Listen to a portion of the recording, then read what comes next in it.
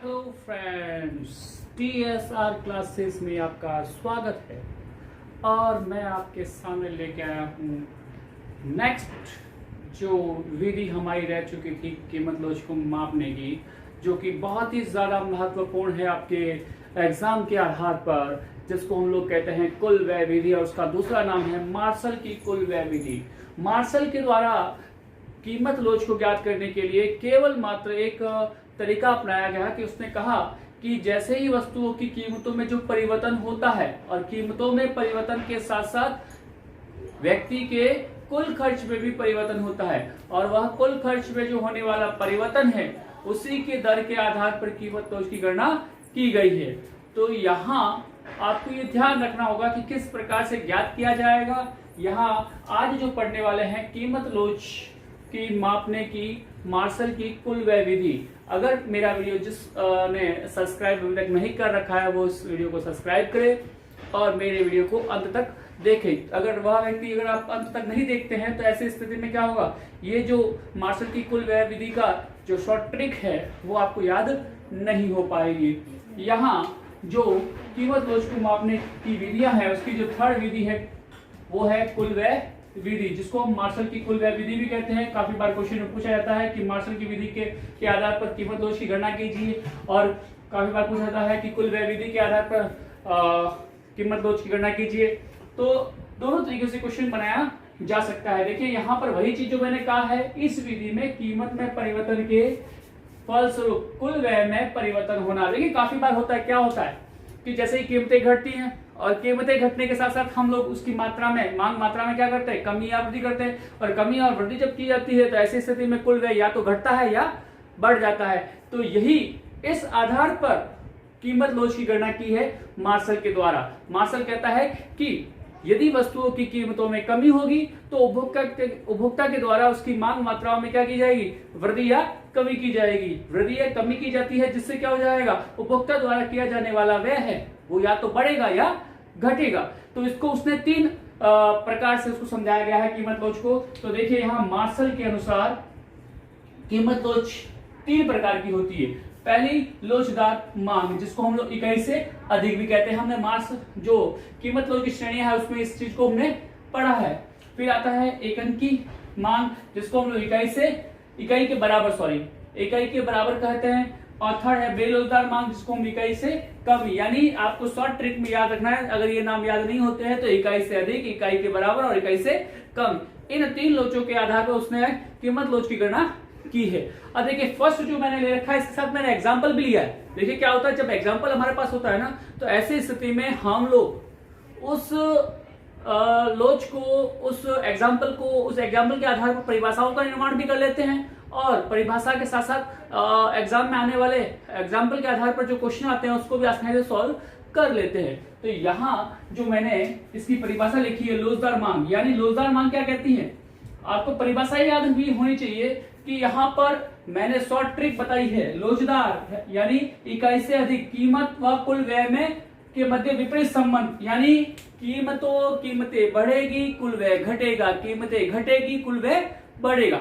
यानी ट्रिक याद रखना है, दिमाग हमारा मानसिकता है उसको इस प्रकार से आपको सेटलमेंट करना है कि ऐसे अस्थायी रूप से करना है कि जिससे कि हमारे दिमाग में बैठ जाए। जैसे ही पूछा जाए इकाई से अधिक लोचदार मांग में कैसा संबंध होगा, विपरीत संबंध होगा। विपरीत संबंध में क्या होगा कि कीमतें बढ़ेगी मांग घटेगी, कीमतें बढ़ेगी मांग घटेगी, और कीमतें घटेगी मांग बढ़ेगी।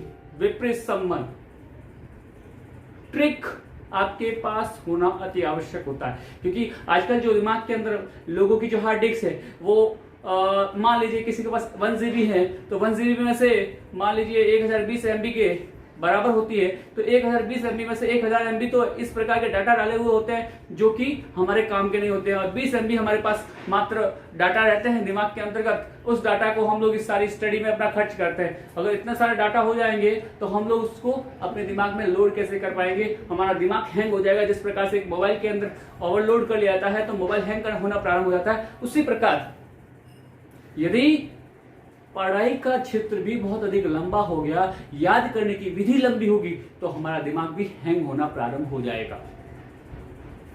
इसलिए लोचदार मांग, लोचदार मांग, विपरीत संबंध, यानी कीमतें बढ़ी मांग घटी, कीमतें घटी मांग बढ़ी। सीधा आपको सटीक याद रखना है, कैसा संबंध होगा, कीमत और व्यय के मध्य विपरीत संबंध होगा। यही चीज मैंने लिखा है कि विपरीत संबंध होगा वस्तु की कीमत में कमी होने पर कुल खर्च या कुल व्यय कह सकते हैं, उसमें क्या होगी, वृद्धि होगी।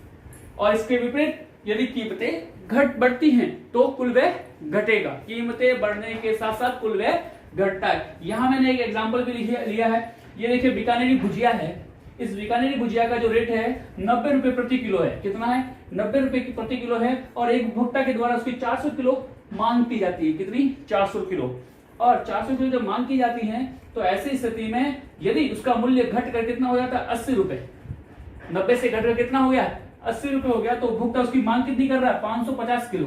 अब जब वो 90 रुपए रेट था तो वो 400 किलो मांग कर रहा था, तो उसका खर्च कितना हो रहा है, 36,000।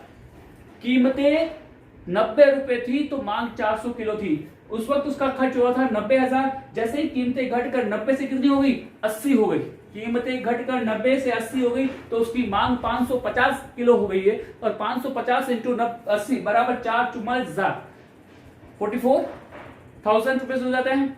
तो पहले 36,000 रुपए खर्च हो रहे थे और अब कितना हो रहा है, 44,000। यानी वह पहले की तुलना में क्या हो गया, अधिक हो गया। कीमतें 90 से क्या हो गई, 80 हो गई। कीमतों का घटना कुल व्यय का बढ़ना।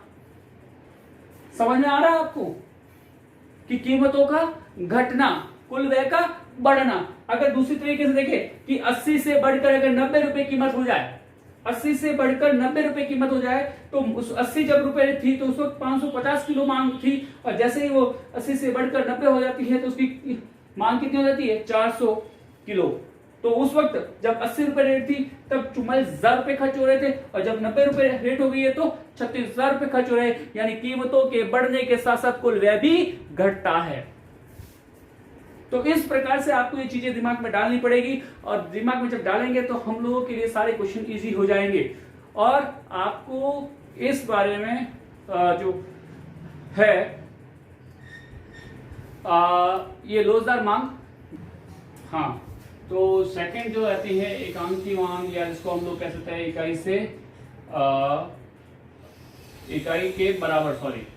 के बराबर का अर्थ होता है कि यदि वस्तु की कीमतों में परिवर्तन होता है तो उसके कुल खर्च में कोई परिवर्तन नहीं होता। यानी क्या होगा, कीमत और कुल खर्च के मध्य स्थिर संबंध होगा, स्थिरता रहेगी। यानी कीमतों में परिवर्तन हो जाए, कीमतें घटेगी या बढ़ेगी, उसकी मांग मात्रा अनुसार उसके कुल खर्च में किसी भी प्रकार का कोई परिवर्तन नहीं होगा। कुल खर्च जो पहले हो रहा था वह अब भी होगा, उतना ही होगा। यानी जाए कीमतों में परिवर्तन होने से यदि कुल खर्च में किसी भी प्रकार का कोई परिवर्तन नहीं होता है तो वो इकाई के बराबर मांग कहलाएगी। यही परिभाषा मैंने यहाँ पर भी लिख रखी है। यदि वस्तु की कीमत में परिवर्तन होने पर कुल व्यय में कोई परिवर्तन नहीं होता है, यानी कीमतों में परिवर्तन के साथ साथ कुल व्यय में कोई परिवर्तन नहीं हो रहा है। कीमतें परिवर्तित हो रही है, घट रही है, बढ़ रही है, लेकिन कुल व्यय ना तो घटता है ना बढ़ता है, क्या रहता है, स्थिर रहता है। तो ऐसी मांग को हम लोग इकाई के बराबर की मांग कहते हैं। और उसका एक एग्जाम्पल लिया है, माना पानी की बोतल है, उसकी कीमत कितनी है, 10 रुपए है, और उसकी मांग मात्रा कितनी है, 400 बोतल है। यानी 10 रुपए जब वस्तु बोतल की कीमत होगी तो उसकी उपभोक्ता द्वारा 400 बोतल मांगी जाएगी। तो इस प्रकार कुल खर्च कितना हो जाएगा, 4,000 रुपए। यदि कीमतें पानी की बोतल की कीमत घटकर कितनी हो जाए, कीमत घटकर 8 रुपए हो जाती है, 10 से कितनी हो रही है, 8, और 8 होने पर उसकी मांग मात्रा कितनी है, 500 बोतल। कितनी हो रही है, 8 रुपए कीमत होने पर कितनी हो जाती है, 500। तो 8 इंटू 5 बराबर कितना हो गया, 4,000। पहले कितना खर्च हो रहा था, 4,000। जब 10 रुपए कीमत थी तब भी 4,000 रुपए खर्च हो रहा है, और कीमतें बढ़कर 8 रुपए हो जा रही है तब भी खर्च कितना हो रहा है, 4,000। यानी कुल खर्च में कोई परिवर्तन नहीं हो रहा है। कीमतें घट रही है तब भी खर्च उतना ही हो रहा है, और कीमतें बढ़ेगी तब भी खर्च उतना ही होगा। देखिए यहाँ इसको उल्टा हम लोग समझे कि कीमतें मान लीजिए 8 रुपए थी और मांग मात्रा है वो 500 इकाइयां थी, तब खर्च कितना होता है, 4,000। और कीमतें बढ़कर 10 रुपए हो जाए और उसकी बोतलों की मांग मात्रा 400 हो जाए तब कितना खर्च हो रहा है, 4,000। यानी कीमतें घटना या बढ़ना, यानी कुल खर्च में किसी भी प्रकार का कोई परिवर्तन नहीं होना ही इकाई के बराबर मांग कहलाएगी मार्शल के आधार पर।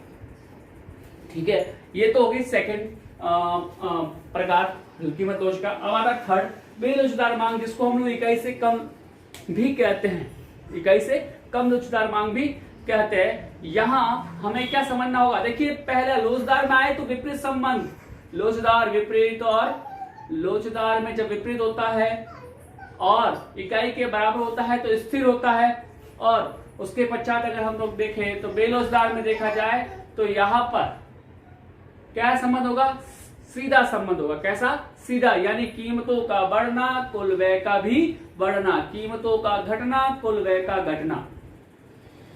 कीमतें बढ़ी तो कुल व्यय बढ़ा, कीमतें घटी तो कुल व्यय भी घटा। तो आपको ट्रिक याद क्या रखनी है, लोचदार विपरीत संबंध, कीमतें बढ़ी मांग घटी, सॉरी कुल खर्च घटा, कीमतें घटी कुल खर्च बढ़ा, ये तो हो गया उसका। अब नेक्स्ट जो रहता है आपका वो है आपका इकाई के बराबर। इकाई के बराबर में कीमतें घटे या बढ़े, कुल खर्च में कोई परिवर्तन नहीं होता है। फिर इकाई से कम यानी बेलोचदार, उसमें क्या रहेगा, आपको इतना ही ध्यान रखना, सीधा संबंध, यानी कीमतें बढ़ेगी कुल खर्च बढ़ेगा, कीमतें घटेगी कुल खर्च घटेगा। इस प्रकार से याद करते हैं तो आपकी आसान तरीके से ये सारे जो मार्शल की कुल व्यय विधि है उसके तीनों के तीनों पॉइंट आप आसानी तरीके से याद कर सकते हो। यहाँ पर थर्ड जो मांग दे रखी है वही है कीमत व कुल खर्च में सीधा संबंध। मैं पॉइंट टू पॉइंट लिख रहा हूं, यहाँ आपको इन चीजों को अंडरलाइन करना है। किसके मध्य, कीमत और कुल खर्च के मध्य क्या संबंध है, सीधा संबंध है। यही वो दे रखा है, यदि वस्तु की कीमत में कमी होती है तो कुल खर्च में भी क्या होगी, कमी होगी। कीमतें घट रही है तो कुल खर्च भी घट रहा है, तथा इसके विपरीत क्या होगा, कीमतों का बढ़ना कुल खर्च का भी बढ़ना। ये संबंध कैसा हो गया, सीधा। तो उसी प्रकार एक एग्जांपल भी लिया है। देखिए माना नमक की कीमत कितनी है, 10 रुपए दे रखी है। कितनी दे रखी है, 10 रुपए, और 10 रुपए पर कितनी इकाई मांगी जाती है, 100 किलो मांगा जा रहा है। और जैसे तो उस पर खर्च हो रहा है कितना, 1000। कितना खर्च हो रहा है, क्योंकि 10 इंटू 100 बराबर 1000 रुपए। और यदि कीमतें घटकर कितनी हो जाए, 8 हो जाए, और 8 होने पर 110 किलो मांगा जा रहा है, तो ऐसी स्थिति में कुल खर्च कितना हो गया, 850। यानी कीमतें जब 10 से कितनी हो गई, 8 हो गई, 10 से 8 हो गई, तो ऐसी स्थिति में उसकी जो कुल खर्च जो 10 रुपए था तब 1000 रुपए खर्च हो रहा था, और जैसे कीमतें 8 हो गई तो 880 खर्च हो रहे हैं। यानी कीमतों का घटना कुल व्यय का घटना, कीमतों का बढ़ना कुल व्यय का बढ़ना। अब आसान तरीका मैं बताता हूं कि मार्शल की कुल व्यय विधि के अंतर्गत कुल खर्च और वस्तु की कीमत के मध्य संबंध को दर्शाया गया है। शॉर्ट में याद करना है, किसके मध्य, कीमत और कुल खर्च के मध्य संबंध को दर्शाया गया है मार्शल की कुल व्यय विधि। इसके 3 प्रकार है। कितने प्रकार है, 3। फर्स्ट, इकाई से अधिक, सेकंड इकाई के बराबर, और थर्ड है इकाई से कम। अब याद करने का सब तरीका, इकाई से अधिक विपरीत संबंध, इकाई के बराबर स्थिर, इकाई से कम सीधा संबंध। अब इकाई से अधिक कहां है, कैसा संबंध, विपरीत, किसके मध्य, कीमत और कुल खर्च के मध्य। कीमतें बढ़ी कुल खर्च घटा, कीमतें घटी कुल खर्च बढ़ा। ठीक है, फिर इकाई के बराबर, यानी कीमतों में परिवर्तन हो, बढ़े घटे, कुल खर्च में कोई परिवर्तन नहीं होगा। और लास्ट है जो आपका कीमत इकाई से कम, जिसमें सीधा संबंध, कीमतें बढ़ी कुल व्यय बढ़ा, कीमतें घटी कुल व्यय घटा, सीधा संबंध। इस प्रकार से आप ध्यान में रखोगे, दिमाग के अंदर एक टेबल बनना चाहिए, आपके दिमाग में टेबल बननी चाहिए, जैसे लिखा होता है इकाई से अधिक बराबर विपरीत संबंध, और इकाई के बराबर स्थिरता, कोई परिवर्तन नहीं, कुल खर्च स्थिर रहेगा, और जैसे इकाई से कम का सीधा संबंध। इस तरह की अगर ट्रिक आप अपनाओगे तो मेरा ये मानना है कि इससे संबंधित आने वाले क्वेश्चन में आपके इन मार्क्स भी काटने के लिए एग्जामिनर की कैपेसिटी रही को एक नंबर की आपका काट सके। यदि आपको मेरा वीडियो पसंद आया है तो लाइक और सब्सक्राइब करना ना भूले, और उसके साथ साथ इस वीडियो संबंधित आपका कोई भी क्वेश्चन हो या इस वीडियो संबंधित कोई भी समस्या हो तो प्लीज कमेंट बॉक्स में कमेंट्स अवश्य करें।